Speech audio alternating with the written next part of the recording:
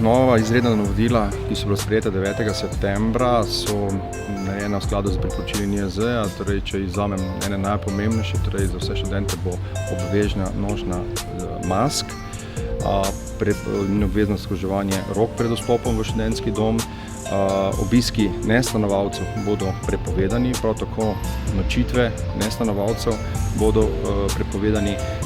Do nadaljnjega so pa prepovedane vse zabave v skupnih prostorih in prav tako v prostorih, ki so namenjeni za zabave, so tudi do nadaljnjega prepovedane zabave.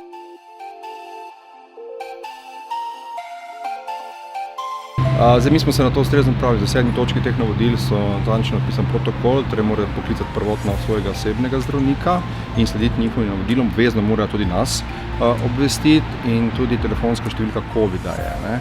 Zdaj, v tem primeru, če pride do okužbe, mi takoj stopimo v kontakt z NIJZ, kjer nam potem pošljejo epidemiologa, kjer pač potem on preuči situacijo, kaj v tem primeru kako ukrepati. Mi pa imamo v študentskih domovih 10 enot v vsakem naselju, torej skupaj v vseh naseljih, kjer je tudi možno v takih primerih, da se potem izvede karantena za te, ki se okužijo v študentskih domovih.